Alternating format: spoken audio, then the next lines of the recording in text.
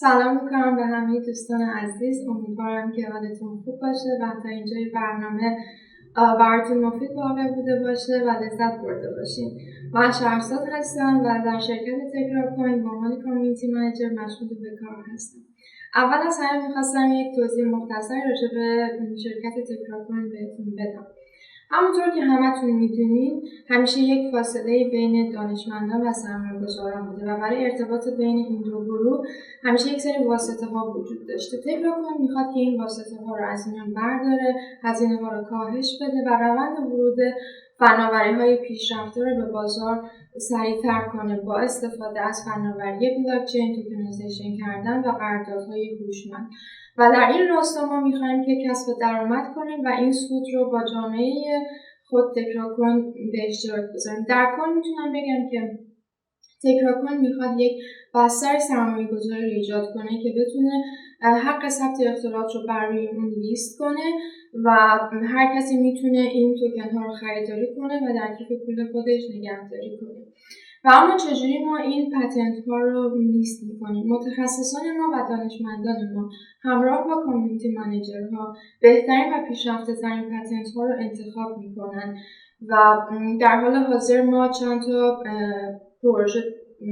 پروژه داریم و 4 تا پتنت داریم که میتونم به یکی از پروژه هامون که لامپای گرافن هست اشاره کنم که این پروژه رو ما همراه با همکاری مؤسسه Low Temperature and Structure Research of the Polish Academy of Science که یک رتبه عالی علمی A+ در لهستان داره.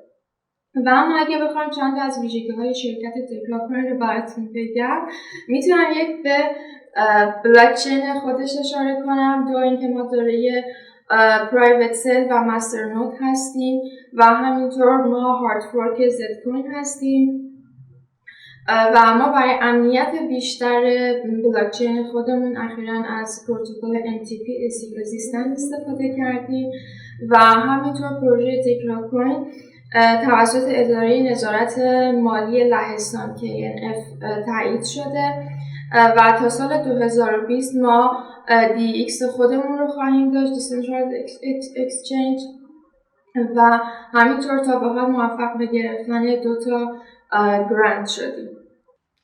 هر شرکت رمز ارزی که شروع به کار میکنه اولین قدمی که برای پیشرفت و توسعه شرکتش برمی‌داره ساختن یک کامیونیتی قوی، بزرگ و قدرتمنده.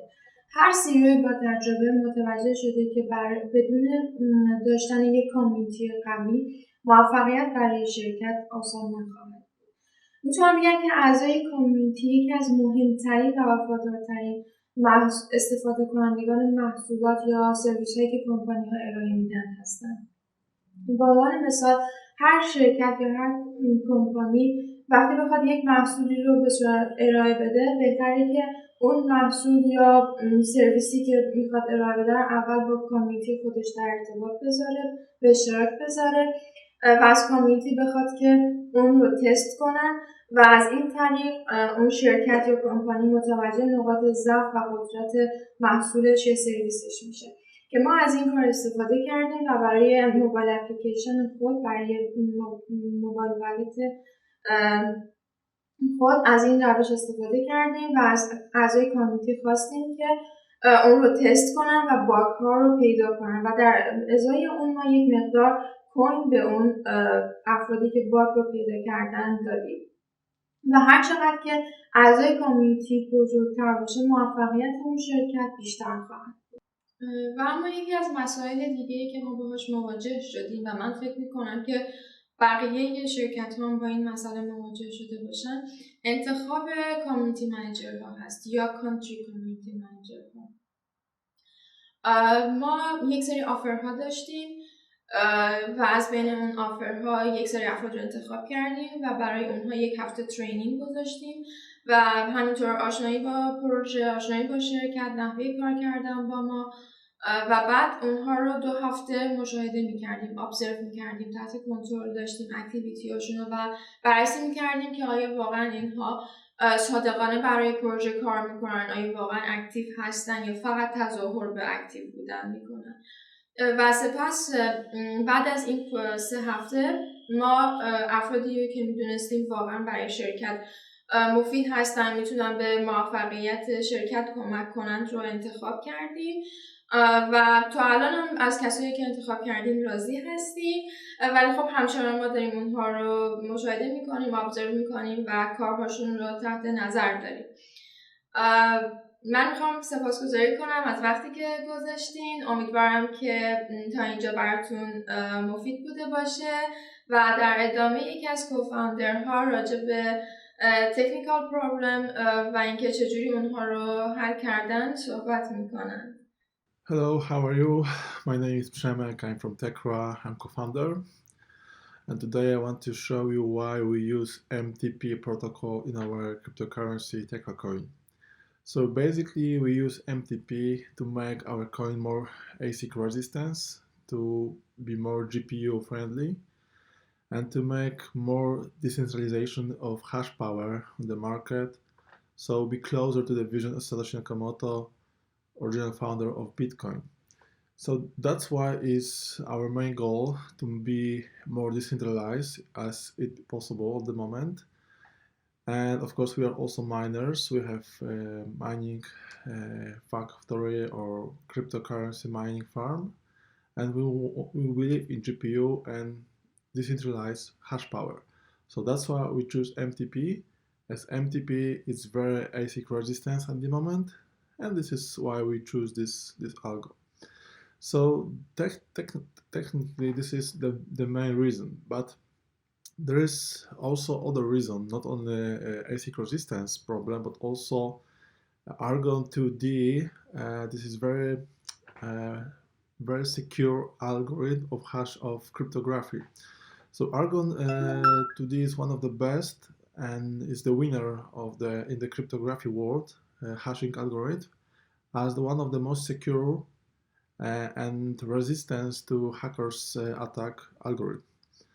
So that's why we choose the MTP, and we found this MTP algorithm in the document called Marker Proof 3, right by I don't remember. This is Alex Biryukov from Luxembourg University, and they make calculation about what L paradigm or how resistance of this algorithm should be to be very hard to break, and also very hard to manufacture the ASIC computer or ASIC machine to mining cryptocurrency. So this is about MTP.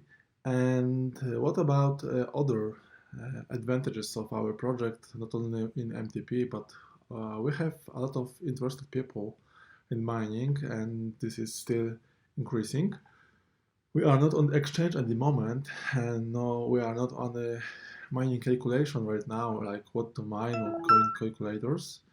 But soon, when we hit on the exchange and will be profitable to mine our coin, and we can be sell on the market, the hashing power on our Explorer will grow rapidly. So this is basically we have a few attacks of the hackers right now. They're trying to shut down our mining pool. They're attacking our port, this DDoS or DDoS or DOS. And this is basically attack of the mining computers on the one website, on the one port of the website. And we're trying to manage it with our developers. So we made it. This is now possible to break the attacks. We have the main pool, we have the secondary pool where it's restricted IP access, and we have secret pool. So even if the hackers or the bandits will shut down our main pool, you have two others. So the mining is not dangerous, and the hash power on the blockchain will be working no matter how the guys trying to shut down our pool. So this is basically Tecra. We have few problems, technical problems, because we are developing our own code. We use, of course, Zcoin code or the Bitcoin code. But in the next step, we want to use our implementation of our smart contract, our dividend crypto interest program, our voting program, our mobile wallets. So few things that we will create will be our own production. I would say this is our production. And this is why Tecra is so strong project, because this is not only forking another code, but also making own solutions. And we will be in the next 2 years ready to implement the first investment platform focused on science and making tokenization of intellectual property. And that's why Tecra is so strong and will be the next Kickstarter for the scientist. So if you're interested in Tecra, go on the Tecra Coin website and have many information there, and see you later, and thank you for your attention. Bye.